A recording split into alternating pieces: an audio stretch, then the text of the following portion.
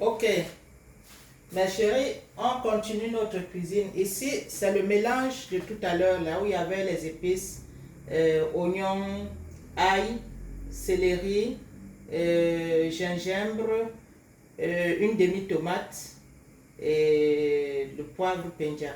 Nous avons fait chauffer l'huile. Voici l'huile que j'ai mis à chauffer. J'ai mélangé un peu d'huile rouge et l'huile végétale. Ok, elle est chaude, donc du coup nous pouvons y jeter nos épices. On y jette. Voilà. On tourne. Je pense que vous voyez quand même le fond de la marmite. J'espère que vous voyez le fond de la marmite. Alors, nous allons commencer par les crabes. Pourquoi les crabes? Parce que les crabes, comme elles sont un peu fades, lorsqu'elles ne sortent pas directement de l'eau, il faut les faire tourner dans ce mélange d'épices là pour que ça prenne de la saveur avant de continuer avec les autres éléments. Donc je vais tourner les crabes dans notre mélange d'épices pendant quelques minutes, le temps que, comme je dis, ça prenne un peu le goût de cette sauce là. En attendant, donc voici notre gombo qu'on a passé rapidement à l'appareil pour rendre la texture telle que vous la voyez là.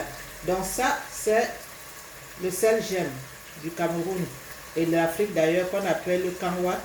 Là, j'ai fait bouillir de l'eau et je jette mon sel gemme dedans. Ok, je le jette à l'intérieur et puis là-dedans, je vais donc verser mon gombo pour que premièrement, ça garde sa texture verte et deuxièmement, qu'elle soit plus gluante que la normale. Donc c'est ça qui rend le gombo gluant. Pendant que tout ça, ça va chauffer à petit feu, je tourne de temps en temps. Je mets, en dehors du sel jaune, j'ajoute quand même le sel de cuisine également dans mon mélange gombo sel jaune. Voilà. Pendant que ça cuit tout doucement, nous allons continuer à voir notre marmite de crabe qui tourne là avec les épices. On laisse ça bien tourner pour qu'elle s'imprègne vraiment bien les épices qui sont là-dedans. Vous voyez? Je tourne les deux marmites au même moment. Ici on tourne. Au fur et à mesure que ça va chauffer, ça deviendra gluant. On va tourner, on laisse ça chauffer pendant un moment. On tourne de temps en temps. Ici nous avons notre tomate et nos oignons et autres avec le crabe. On continue à le laisser s'imprégner, le crabe s'imprégner du mélange pour qu'il soit succulent au goût. On pouvait ajouter aussi des crevettes, hein. Ça c'est au choix. Donc la sauce gombo se fait avec le poisson fumé, la viande de bœuf, les crevettes, le crabe, tout ce que vous voulez. Chacun y trouve son compte. À mon avis, c'est ça qui se mélange là. Bon, après cela donc, après le crabe, je vais ajouter la viande de bœuf que voici. Nous laissons d'abord le poisson attendre son tour. Alors, nous tournons. Voilà, nous tournons notre crabe et notre viande dans la mixture pour qu'il prenne du goût. Je vous rappelle que là-dedans, j'ai ajouté un cube de crevette.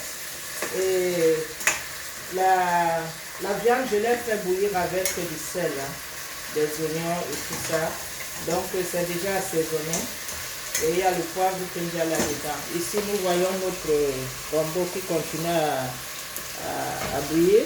De temps en temps, on fouette un peu. Je vais prendre le fouet, c'est plus facile comme ça. Donc, nous avons là notre fouet à gâteau. Vous voyez? Plus tu fouettes, plus ça devient gluant. Plus tu fouettes, plus ça devient gluant. Pendant ce temps, notre mélange ici est en train de s'imprégner de la sauce gombo et autres, de la sauce, le mélange que je vous ai montré tout à l'heure. Vous voyez de quoi je parle en tout cas. On laisse s'imprégner un peu. Bien, là, je vais voir si la salaison suffit. Ouais, c'est très bon comme ça. Nous continuons avec notre gombo. On ne coupe pas, on continue jusqu'à ce que le gombo soit cuit. Il a le temps, hein. Il a le temps. Parallèlement à tout cela, j'ai ici l'eau de cuisson de la viande dans ma cocotte. Voilà. Nous avons ici l'eau de cuisson de la viande de bœuf que nous allons verser dans notre marmite là. L'eau de cuisson de la viande. Voilà, je laisse d'abord ça comme ça. Puisqu'il faudra ajouter le gombo qui a aussi de l'eau quand même. Nous ajoutons, ouais, on ajoute un peu. On en ajoute un peu parce que il y aura le poisson qui viendra en dernière minute. Le poisson fumé. Et puis ici également, nous avons passé au blender les crevettes fumées. Vraiment rapidement, hein, pour qu'elles ne soient pas trop mou. Je mets les crevettes fumées ou mandiaga qui viennent composer le mélange. Je mets le feu assez fort et puis on laisse bouillir tranquillement. En tout temps, donc, on attend comme je vous disais, le poisson fumé viendra en dernière minute. Là, nous pouvons déjà fermer notre marmite. Quel bout? On laisse bouillir tout cela et nous continuons à frapper notre gombo. Quand il sera bien bouillant, on verra donc la finalité de tout ça. À tout de suite, mes amis.